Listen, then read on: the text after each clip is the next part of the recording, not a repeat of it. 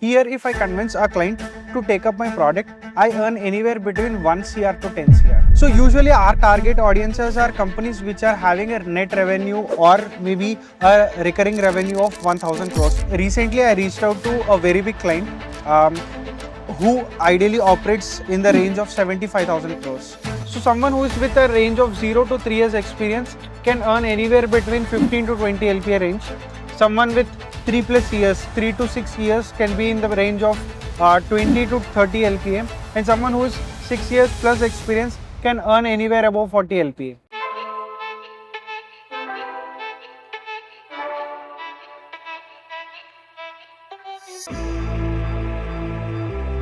Hi, I'm Vinay Bharadwaj. I work as a business manager as enterprise sales at AxieTrust.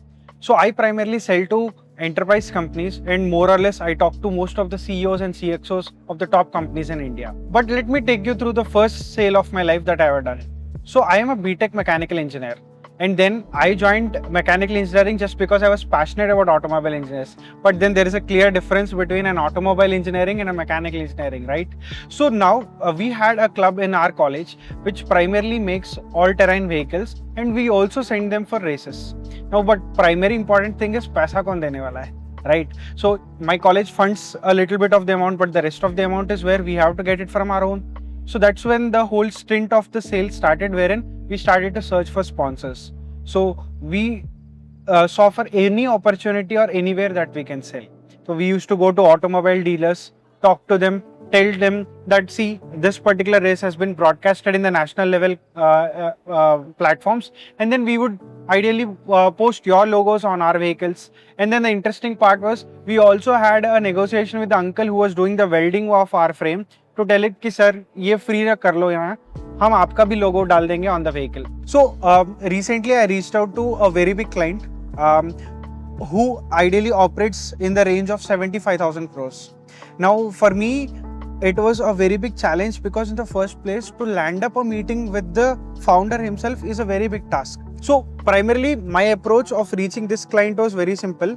Firstly, I tried to understand what was exactly a problem that he's currently facing. And when I did my research, I understood that this particular firm had a lot of delinquencies, they had a lot of debts involved in place, they had a lower credit rating. Now, my idea is, these things the client also knows, but how will I position myself in such a way, in spite of these problems, how am I able to bring up a solution? And the good part was, I also gave him some references of firms that already did the same thing. Now, once the meeting was set up, his first question was, Vinay, hey, I liked your research, but also I want to understand, how are you going to help me? And because I had this research with me, I explained him, he understood that exactly how I can get the thing done. So one good compliment that I got from him is, when I spoke to 20 brokers, all of them told that which I already knew. You are the first person who has done a research, given me a clarity exactly where can things work out for me. So that's where the whole difference happens in terms of when you reach to a person who's operating on 1,000 crore plus company. He might be getting 1,000 mails, 2,000 mails per day. But if you want to stand out, it's not always about telling the client what he already knows. Rather than solve a small problem for him, give it to him, he gives you an opportunity to solve a bigger problem for you. Someone who is primarily into the main closing factor, be it a business manager or an account executive, it is primarily on the experience that he has. So someone who is with a range of 0 to 3 years experience can earn anywhere between 15 to 20 LPA range. Someone with 3 plus years, 3 to 6 years can be in the range of 20 to 30 LPA, and someone who is 6 years plus experience can earn anywhere above 40 LPA. So usually this incentive scheme will depend on the product value that they have, right? So let's say if you're working into a heavy tech process where the ticket values are bigger, then you can expect on a yearly basis at least anywhere between 5 to 10 lakhs extra on your current CTC. So let's say if you're a decent sales guy, in the first 1 year, in terms of CTCs, you can expect anywhere between starting of 5 lakhs to 9.5 lakhs. In the second year, you can look anywhere between 9.5 to 12.5 lakhs. Third year can be in a trajectory of 12 to 20, 21.